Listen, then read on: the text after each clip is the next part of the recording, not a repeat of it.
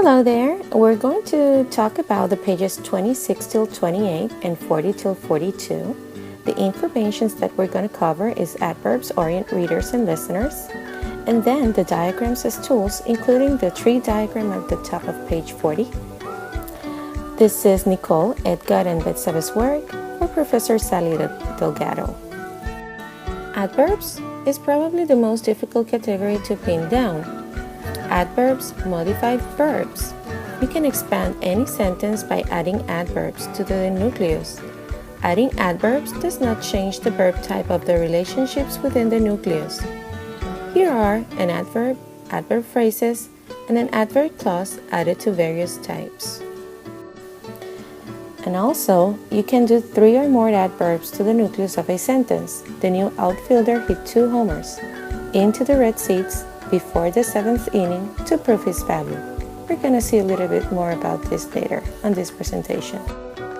Among other things, adverbs tell you how, when, where, why, through what means, to what extent, how often, how far, and under what condition.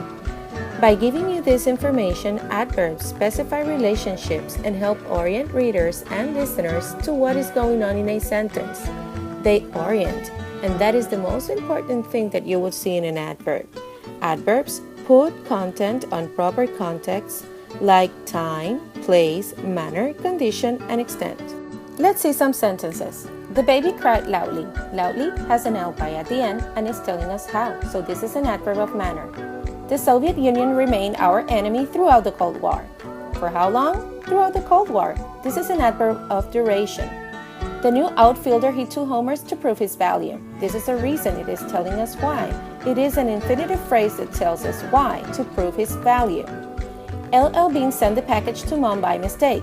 By mistake is the adverb of cause. It's a prepositional phrase that shows us the motive. The senator called the president foolish when the White House proposed the trade agreement. This is an adverb of time. It is a clause that tells us when the White House proposed the trade agreement. The carpenter hit the nail with a hammer. It is telling us how, the instrument, with a hammer. The firefighter reached the 2nd floor by the stairs. By the stairs, this is the adverb. And we can see some other means of adverbs that tells us what is the context of the sentence and the kinds of structure.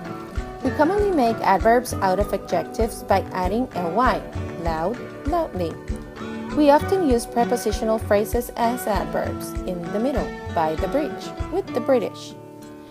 We sometimes use nouns and noun phrases as adverbs, last summer, Tuesday.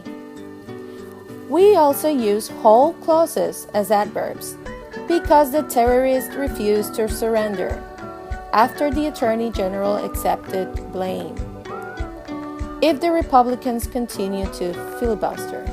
Label brackets on page 40 shows us different types of diagram. We're going to see here the bracket diagram, and we're going to show the tree diagram for the same sentence. Native Americans use echinacea for medicinal purposes. Native American is the noun phrase subjects. Use echinacea for medicinal purposes is the verb phrase predicate or VP pred. Native is the adjective. Americans is a noun. This is the noun predicate subject. Use is a transitional verb, echinacea noun for preposition, medicinal, adjective, and purposes noun. Noun phrase object of the preposition is medicinal purposes. We can also see the prepositional phrase that tells us the reason for medicinal purposes. The noun predicate, direct object, echinacea, for medicinal purposes. And then the verb phrase, predicate or VP predicate, is use, transitional verb, use echinacea for medicinal purposes. The same example applies in brackets on the right side of the page. These are traditional diagrams. You can draw traditional diagrams. They're often called Reed-Kellogg diagrams with lines going off in all directions. The sentence is student handed the teacher their quizzes. This type of diagram isn't very useful to most people. Among the problems associated with these traditional diagrams is that they neither show hierarchies nor label major phrase constituents as structures of functions. This is the author's diagram on page 40. It is showing us a model of a diagram detailed in the appendix by naming constituents and drawing lines around them. The internet became a porno district. We can see The, an article, internet, a noun, became, linking verb, a, the article, porno, an adjective, district, a noun. The noun phrase subject, the internet. The verb phrase predicate became a porno district. The noun phrase predicate, a porno district. The noun phrase, porno district. Tree diagram, page 40. Tree diagram, already discussed on page 38, shows constituent branching off from one another. Tree diagrams clearly illustrate the structure of constituents and how constituents relate to one another as hierarchies. The Hawaiian Islands are coral atolls. The article, the, Hawaiian is the adjective, islands is the noun.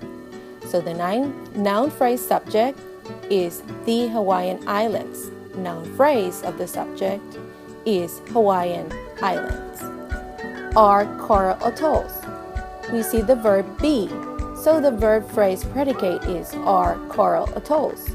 We can also see the adjective coral, coral atolls. So this is a noun phrase predicate noun, coral atolls. So this is the end of the presentation. I got to find some traditional diagrams and some information on a video of YouTube V equals BMRC66B 1DU4. You can go and watch it. Traditional diagrams. Thank you, and thank you for your attention. Goodbye.